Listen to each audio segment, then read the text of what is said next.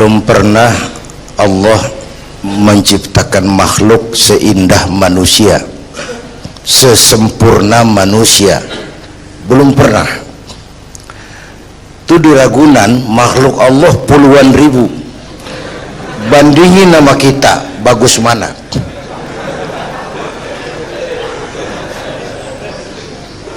Ada makhluk Tuhan tuh yang disebut malaikat, diciptakan dari cahaya, immaterial, dan karena itu tidak perlu material. Malaikat diberikan akal tapi tidak diberikan nafsu. Kalau malaikat selalu benar, nggak istimewa. Kalau malaikat nggak pernah salah, wajar. Nggak ada yang bikin mereka salah. Material nggak perlu, seksual nggak perlu, sama duit budek, sama perempuan kagak open. Malaikat. Sebaliknya ada makhluk Allah yang namanya binatang, diberikan otak tapi tidak diberikan akal. Mereka hanya diberi nafsu. Sapi kalau dia ngelihat rumput, nggak usah nanya ini rumput halal apa haram, nggak usah. Ayam jago kalau sudah datang syahwatnya, nggak usah nengok ini banyak orang apa enggak, nggak usah. Dan itu wajar binatang. Nah yang ketiga kita manusia, makhluk paling kompleks, diberi akal, diberi nafsu. Tiap hari sejak bangun tidur sampai tidur kembali terjadi pergolakan perjuangan antara bisikan akal dan nafsu. Kadang akal menang, kita naik jadi malaikat, cuman potongannya manusia. Kadang nafsu menang, kita turun lebih kayak binatang, bahkan lebih rendah daripada binatang, lebih buas daripada binatang. Buas-buasnya sapi, makanannya cuma rumput. Manusia kalau sudah buas itu aspal, kabel telepon, minumnya solar,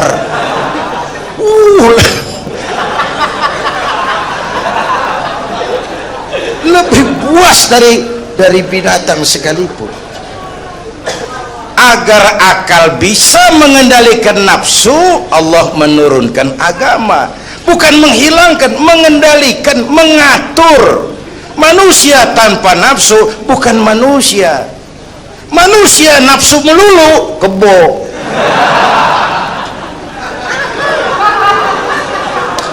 Islam nih, agama nih nggak ngilangin nafsu, ngatur supaya sesuatu pada tempatnya. Jangankan hidup berkehidupan, pakai kopiah saja mesti ada caranya tuh. Ya, ada cara. Ceramah ya gini, dagang miringin dikit, main gaple begini.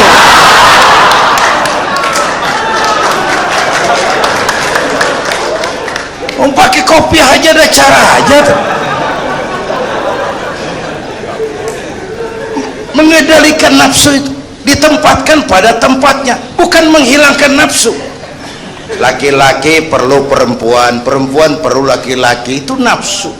Islam ngatur lewat pintu yang disebut nikah.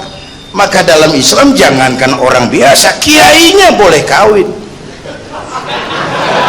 Benar, saya kalau kiai nggak boleh kawin, saya pilih mundur.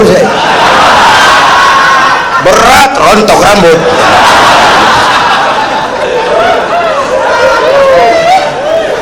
Ngatur. Saudara-saudara hadirin yang saya hormati, jadi ternyata di sini bukan perjalanan terakhir, bahkan ini harus jadi titik awal ke depan, menata hari esok yang lebih pasti dan lebih baik. Pertama, jangan pernah terniat kita akan kembali ke sini lagi. Jangan pernah terniat bahwa kita optimis, itu harus. Bahwa kita semua punya salah, itu pasti. Nih, saya nih, Zainuddin nih, kalau mengharap masuk surga pakai amal yang saya kerjakan sendiri, roman-romannya tipis harapan. bener. Sholat saya berapa banyak saya tahu, sedekah saya berapa duit saya tahu, sholat saya berapa banyak saya tahu. Terus saya baca sejarah, Nabi Adam dosanya atu, makan buah khuldi. Nabi Adam dosanya atu, dikeluarin dari surga. Kita dosa banyak, pengen masuk, kan kagak nyambung nih, nggak nyeklek. Untung Allah itu bukan Tuhan pendendam. Allah itu ramah dan penuh rahmah. Manusia dosamu banyak, coba kau lihat rahmatku jauh lebih banyak. Manusia dosamu besar, lihat ampunanku jauh lebih besar. Kau nangis di hadapanku, aku senyum melihatmu. Kau berjalan menujuku, aku lari menyambutmu. Sini manusia, sini. Itu yang bikin kita optimis. Allah ramah dan penuh rahmah. Tuhan kita bukan Tuhan pendendam.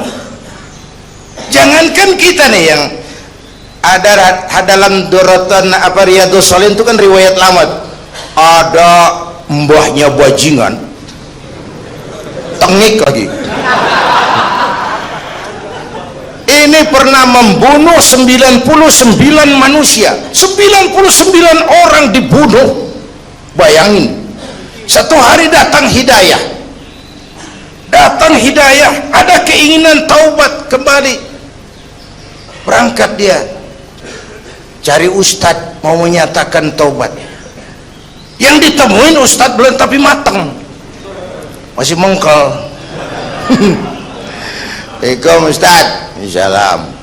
Kenapa ustadz, saya mau nanya apa, saya mau taubat, bisa nggak sih? Emang dosa ente apa? Saya pernah bunuh 99 orang ustadz. Oh, ente kelewatan amat.